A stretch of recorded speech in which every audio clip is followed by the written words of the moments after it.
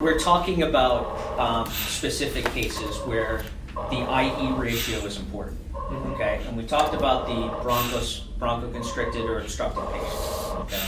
In those cases, we mentioned that if the patient is retaining, what do we want to do for our IE ratio? We want to increase the expiratory phase, right? Because they're retaining, we need to give them additional time to exhale. So we can do that in one of two ways.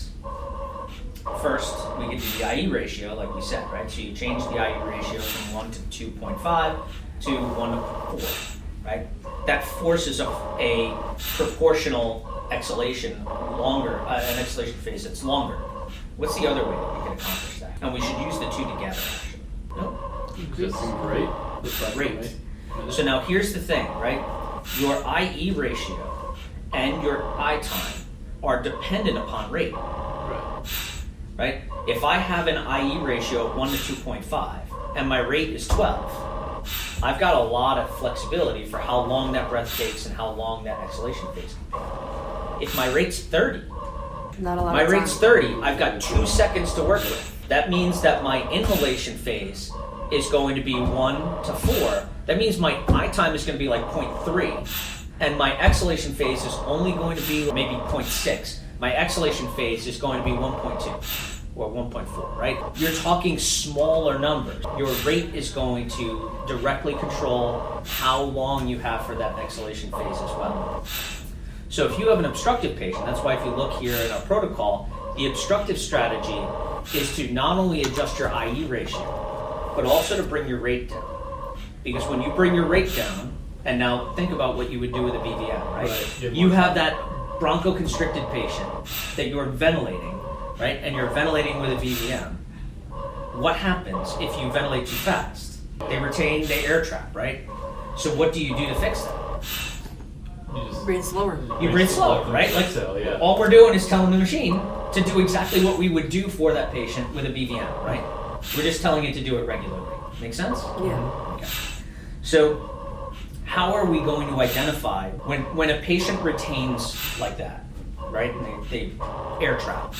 We call it auto peak because what happens is that the pressure inside the system, the base pressure, your baseline, is going to continue to climb as you retain, right? Your PEEP is going to be there because your PEEP is going to go up, even though we're not adjusting our PEEP.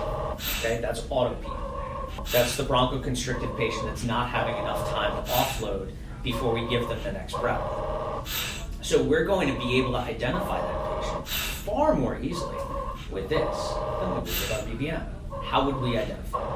Your baseline is set to 5. Right. So that line would never get down to 5, it would stay a little bit higher. Right. You're going to watch that waveform where that line is going to come down and it's not going to hit baseline. Right. And it might keep climbing. As the pressure in the system increases over time, that PEEP, you're going to watch that waveform. That back end is going to keep climbing, and it's not ever going to make it down to the baseline. Mm-hmm. That's auto PEEP. That's how you're going to identify, like that and airway pressures, that there's a problem, that my patient is retaining, that there's clearly an obstructive component to this. Okay. So what do we do when we see that? Disconnect your patient. What happens the moment you disconnect the patient? They're releasing the pressure. It goes to 0. Right. Now you're back to 0. Right. Now you should bring your baseline back. The first thing you do when you identify that a patient is auto-peeping, disconnect them and let that pressure come down. Let them come back to baseline, hook them back up. It's going to take a few breaths to develop PEEP again. Now you can reset your rate and your IE to an appropriate one that's going to allow for a longer exhalation phase, and then you're good to go. Because that pressure isn't going to go out on its own. It's going to stay in the system until you break that system open. Disconnect your patient. You'll notice on the pediatric tubing, it looks exactly the same, except the tubing diameter is different. Okay? Got the same tubes, right? You've got a clear, you've got a green, you've got a tube that connects to your large port, but you've got a much narrower tube. Okay? And the idea behind that is dead space. Right? We are giving smaller volumes of air. We need to use a set of tubing that has less dead space. that's going to allow us to deliver smaller volumes of air. So if you look at the chart over here, this is the pediatric chart, same height-based thing, right, because we're using height to determine our volumes, same 6 to 8 per kilo. However, the minimum that this machine goes down to in the way of volume is 50. So if you have a 5 kilo patient, which is essentially a newborn, 50 is the minimum volume. That's 10 per kilo, which is a bit much, right? Right. But a newborn likely can handle that. Their lungs are going to be compliant enough that 50 mLs is probably not the end of it, right?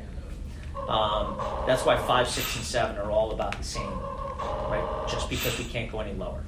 At some point, we may have the ability to go lower when they do a firmware upgrade. They're talking about possibly going down to 30, which 30 times, so 6 times 5 is 30. So if they go down to 30, then this range becomes, basically 30 to 42, right? Or 30 to 40. So that's essentially what's going to happen. Right now, we can go down to 50. When you're giving much smaller volumes like that, it's really important that you're using the smaller tubing. Below the protocol, you'll see the ventilator circuit section. Okay? The tubings are rated for specific volumes and for specific weight ranges. So the adult tubing, you'll notice, it's called PEDS adult, okay? Because it's rated for greater than 20 kilos or tidal volumes greater than 200. The PEDS tubing is 5 kilos to 30 kilos and 50 to 300. Okay, so basically, you add a 0 on the end of your weight, and you get your tidal volume, 5 to 30 or 50 to 300. And the other tubing is 200 and up. Okay, so it's really important that we use the appropriate tubing when we're dealing with specific patients. Okay. We're going to go through, when we do the rapid fire scenarios, I'm going to give you a scenario where there's a gray area between the two circuits. Okay? You'll notice there's an overlap. 5 to 30, and 20 and above, right? So there's an overlap. And same thing on the terms of the volume. 50 to 300, 200 and above, right? There's an overlap. And there's a reason for that overlap. Because you're going to find some patients are going to fall in that gray area. And we need to figure out which tubing is appropriate. And we're going to do that based on our patient. And we're going to do that based on what we see here. But our tubing this tubing takes into account the dead space within the tubing. One of the things it does not take into account is any dead space you add after. So when we're dealing with our little kids and our pediatric patients, this stuff has a huge impact in what happens. This filter is probably around 50 mLs. 50 mLs of dead space. So if you were ventilating at 70 mLs for your tidal volume, how much are you actually giving your patient? 20. 50 of it's going here, right? So you have to be careful, especially in the little ones, how much you put between here and your patient, because it could potentially have a huge impact on how well you ventilate. Right. Right now, we only have these are primarily adult filters. There are much smaller pediatric filters that are probably around 10 mLs, right? Designed for pediatrics. We have them, they just came in, so they're probably not out on the kids yet, but they will be out on the kids soon. So if you have to use one of these for a pediatric patient, you're going to want to use the smaller one because of the smaller volumes. Make sense? Mm-hmm. Okay. If you had to skip the filter, you're probably better off skipping the filter in your pediatric patients if it meant making sure, especially in the lower volumes.